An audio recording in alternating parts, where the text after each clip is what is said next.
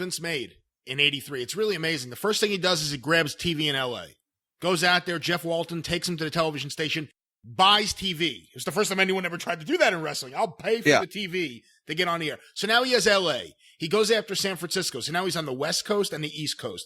He makes the offer to Vern. That doesn't work out.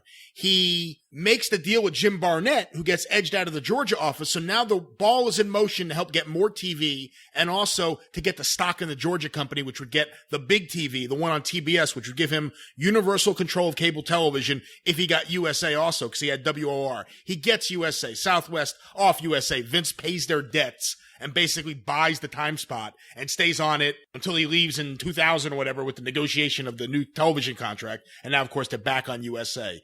And then after that, he raids all the AWA top talent. He gets Mean Gene, he gets Hogan, he gets David Schultz. Eventually, he gets everyone. He gets Al DeRusha, eventually. He gets everyone.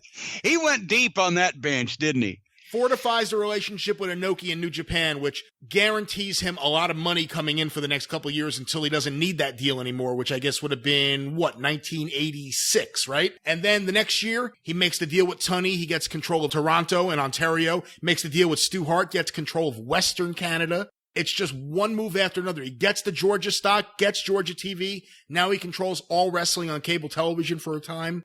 It's just, it's an amazing series of moves. And the only people that were able to fight him off as long as they did, because of the fact that, he may have played in Peoria, but he didn't play down south, the Southern wrestling promotions. They were the last ones to fall because the style and the product and the presentation was so different from the WWF in the Carolinas, Tennessee, Kentucky, Georgia, Florida, and Mid-South, that was the last play, and that was the only blowback he got, where Crockett ended up with the TBS time slot because so many people had complained and the ratings had gone to hell because they wanted their quote-unquote Gordon Soley wrestling.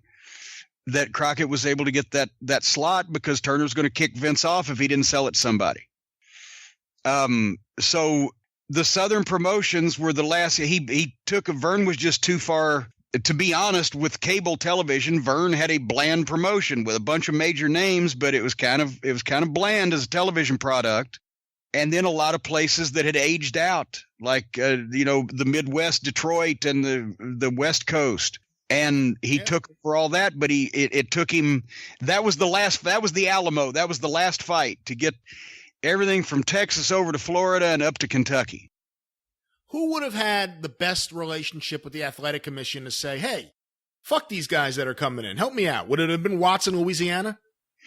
Yeah, Watts had the state of Louisiana only gave out one booking license to a promoter. So they, in effect, did have a monopoly. And that's why one of Watts's attorneys was on the Louisiana State Athletic Commission. And that's why they always thanked the commission in those Superdome programs and everything. And remember Emile Pepe Bruno. Yeah. Louisiana was such a state. That's why all those different Louisiana towns had a separate local promoter, Jimmy Kilshaw in Baton Rouge. And, oh, God, what was the guy's name in Homa? But anyway, the point is, they were all politically connected in their individual parish, which they have instead of counties down there. And the Louisiana State Athletic Commission would only let one promotion for the good of the business, only let one promotion operate wrestling at a time in the state of Louisiana.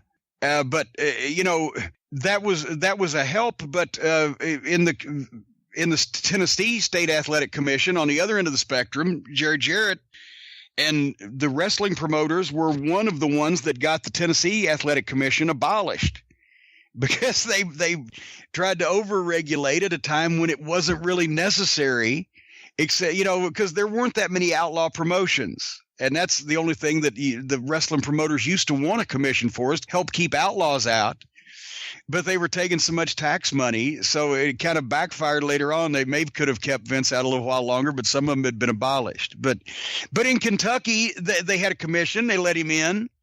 And in Virginia, they had a commission. They let him in. Ric Flair cussed the fucking Virginia commissioner out in Richmond one night for his He said, all that we've done for all these years, the state of Virginia Athletic Commission, and you're letting these fucking people come in here and run the fucking Coliseum on top of us. And the guy, he was a big, huge, fat guy, about 6'6" and 350. And I don't know what his background was, but he took a browbeating from the Nature Boy for that. He just took it? Well, yeah. It's fucking Ric Flair. What the fuck? Now, I actually got a letter one time disciplining me for talking disrespectfully to a commissioner for saying pretty much the same thing the next time that Vince came fucking. What commission?